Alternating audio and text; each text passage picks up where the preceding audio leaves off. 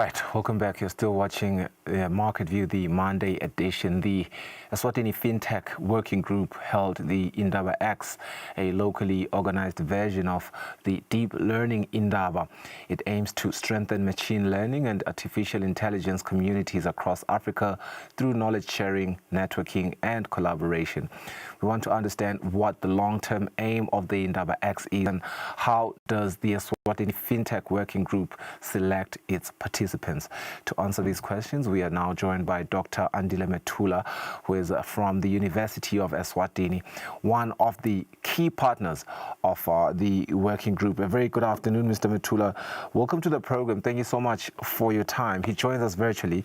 We do want to emphasize that. I suppose, Mr. Metula, just appreciating, the undertaking of this development. The first question would be appreciating, could you explain what it is and what its main objectives are within the context of the Kingdom of Eswatini?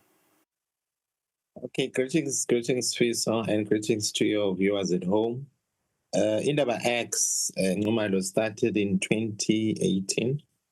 Its main aim, it's a locally organized meeting, but it's organized all over the continent. So what happens is that all the African countries, almost all the African countries, they have their own version of Indaba X. And it is meant to promote machine learning. It is meant to promote AI in the African continent. Last month, what happened was that there was the main Indaba. It was held in Rwanda, in Kigali. But the main objective is to promote AI in the African continent. You are well aware, Ngumaro, that the continent has been left out in previous industrial revolutions before, and we do not want that to happen again. So that is why, as academics, as partners, we've come together to promote this in our continent and in our country. Yeah, but what inspired it for the Kingdom of Eswatini? Okay, what happened in 2018, one of the things that we've realized as UNESCO and with our partners is the fact that it's not everything that we can cover in class. There are things that our students need from industry. There are things that our students cannot get in the classroom. So that is why we started this. AI, of course, is taught in class, but it's taught in an academic setting. What we do in class is that we share theory, we teach theory. Yes, we do practicals, but what we wanted to do with the partners when we started our version of Indaba X, we wanted our students, our learners to get a practical experience and use real life data to explore some of the problems that they are now exploring. And therefore, one wants to then understand institutions or stakeholders that are all involved in the making of this event. And there are 7. Okay. That organize this event. The Eswatini FinTech Working Group, it's a consortium that started in 2019.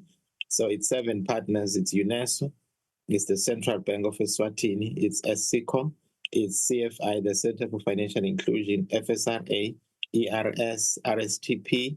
It's those 7 partners. So what those partners do is that they come together to organize this event, and then we share tasks.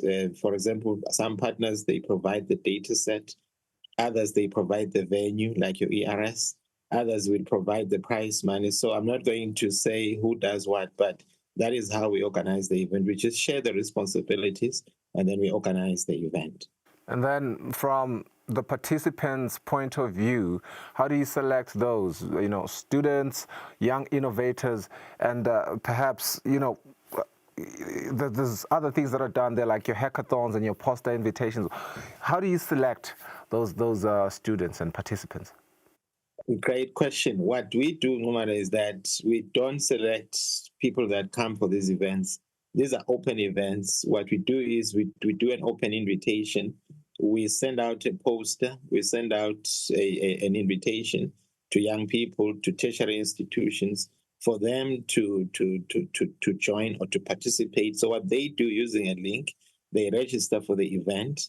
And when they do the registration, they indicate if they want to be part of the hackathon or they want to be part of the poster presentation or even both.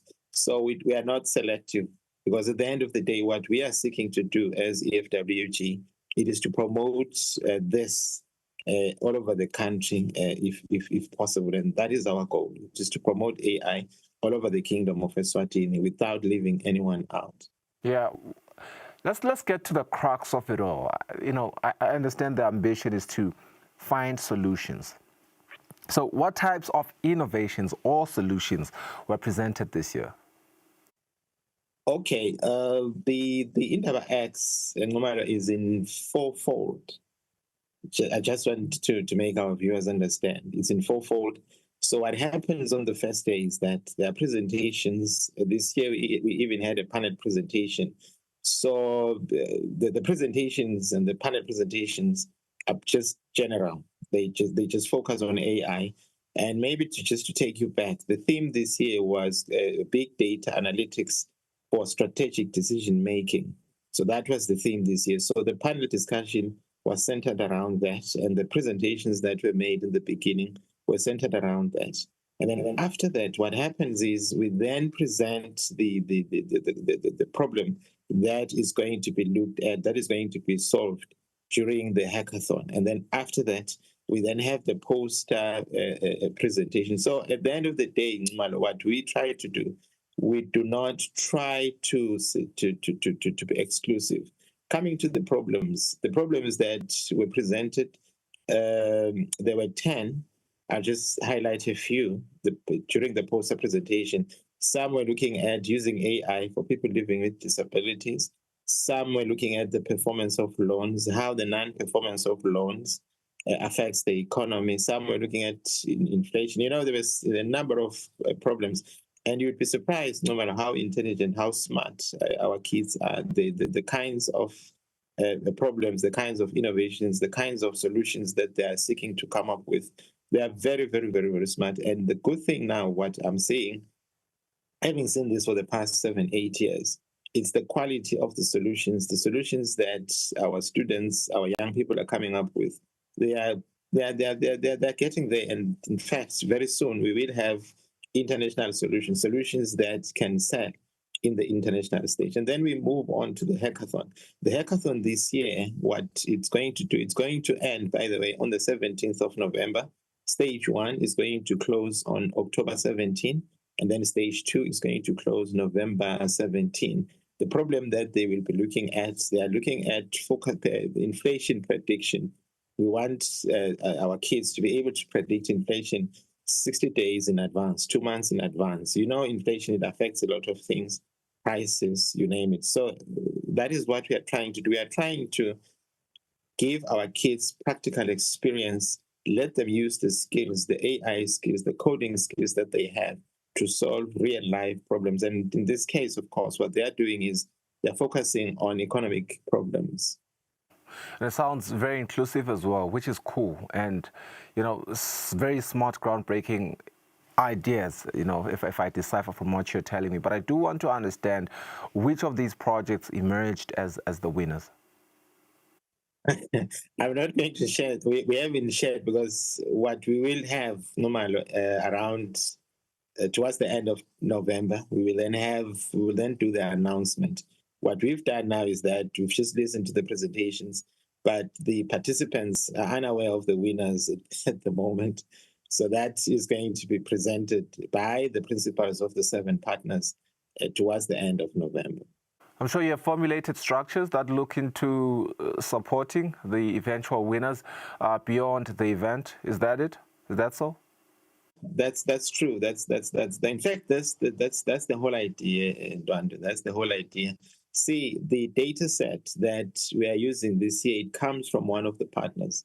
Remember, I said we have UNESCO, CPE, FSRA. All these are regulators. All these, well, UNESCO is not a regulator, but most of the partners, they are regulators. And what we are looking to do is we are looking to give our kids real life problems that once probably they solve can be absorbed and even used by the host institution or by the institution that provided the data set. So that is what we are looking to do.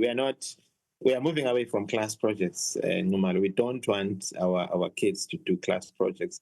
A class project meaning something that you just dream of and you wake up and you want to do. Okay, that's fine for practice. But now, if we want to use innovation to change the course of this country, if we want to use innovation to change the course of this country in the sense that we wanted to create jobs for our young people, we need to give them real life problems. And we are inviting our organizations, not just the 7 partners, but all organizations in the country to share their data sets. Eswatini does allow the use of data sets as long as they are anonymized, as long as there is agreement between the partners and those that are using it. Because at the end of the day, if our kids do not have access to the data sets, they're not going to be in a position to innovate. You can't innovate no matter without access to data sets. Data sets are the fuel behind innovation anywhere in the world.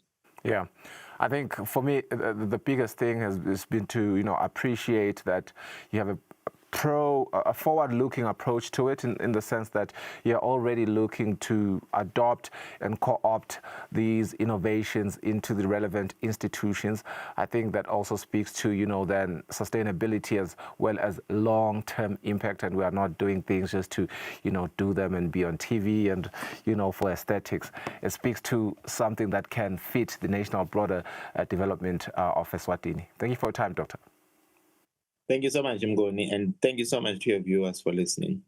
Dr. Mitula, University of Eswatini. Let's go for a net break. We'll be back shortly.